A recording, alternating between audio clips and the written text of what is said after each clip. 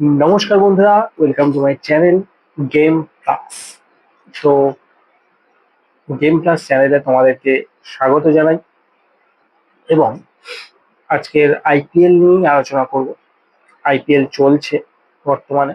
ISL শেষ হলো গতকাল, যেখানে মোহনবাগান সুপার জায়েন্টস চ্যাম্পিয়ন হলো। আমাদেরকে কালকেই বলে দিয়েছি, ভিডিওটা রয়েছে, তোমরা অবশ্যই দেখে নিও। কে কোন পুরস্কার পেলো সেটাও জানিয়ে দিয়েছি। রানার আপ বেঙ্গালুরু এফসি সেটাও জানিয়ে দিয়েছি এবং সুনীল ছেত্রীর জন্য খারাপ লেগেছে সেটাও বলে দিয়েছি। চলো আজকের আইপিএল নিয়ে আলোচনা করব। ভিডিওটা ইন্টারেস্টিং হতে চলেছে এবং যদি আমার চ্যানেলে প্রথমবার এসে থাকো তাহলে অবশ্যই সাবস্ক্রাইব করে দিও এবং পাশের বেল আইকনটাকেও অ্যাড করে দিও।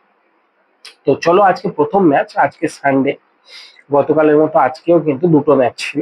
তো প্রথম ম্যাচ 28তম ম্যাচ ছিল রাজস্থান রয়্যালস এবং বিরাট কোহলি অর্থাৎ রয়্যাল চ্যালেঞ্জার্স ব্যাঙ্গালোরের মধ্যে।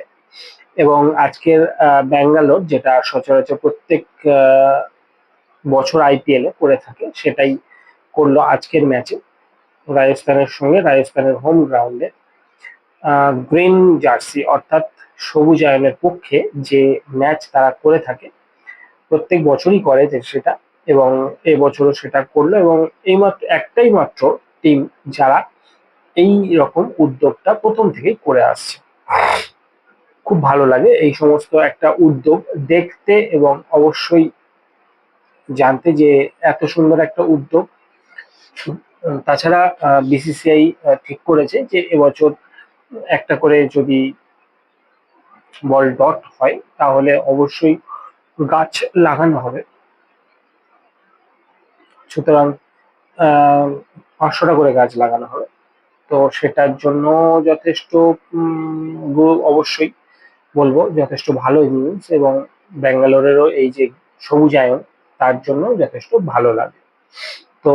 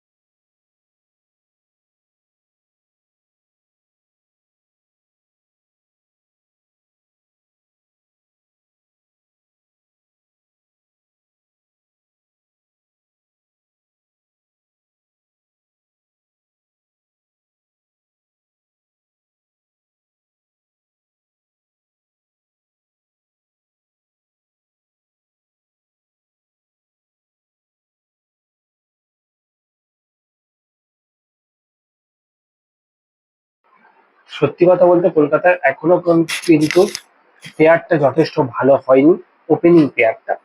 তো সেই জন্য বলবো যদি ফিল সল্ট থাকতো এবং শ্রেয়াস আইয়ার যথেষ্ট ফর্ম ভাই, শ্রেয়াস আইয়ারও যথেষ্ট ফর্মে আছে, আমরা চ্যাম্পিয়ন্স ট্রফি থেকে দেখতে পাচ্ছি শ্রেয়াস আইয়ার যথেষ্ট ফর্মে আছে।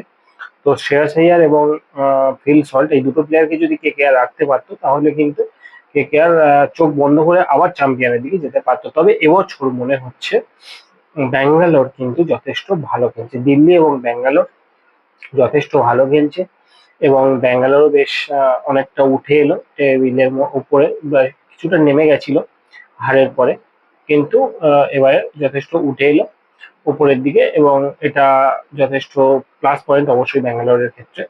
তবে আমার ব্যক্তিগত যদি মতামত বলতে চাও তোমরা বা জিজ্ঞাসা করতে চাও, তো সেটা হিসেবে আমি বলবো আহ তোমাদেরকে আরেকটা কথা বলি। আজকে যে ম্যাচটা হলো ব্যাঙ্গালোরের, সেই ম্যাচটাতে ফিল সল্ট করলো 33 বলে 65 রান, 6টা 6 এবং 4টে 5টা 4। বিরাট কোহলি করলো 45 বলে 62 এবং দেবদূত পাডিক্কাল করলো 28 বলে 40 এবং উইকেট একটাই গেছে, সেটা কার্তিকেও নিয়েছে। বাকি আর কোনো প্লেয়ার উইকেট নিতে পারেনি রাজস্থানের ক্ষেত্রে।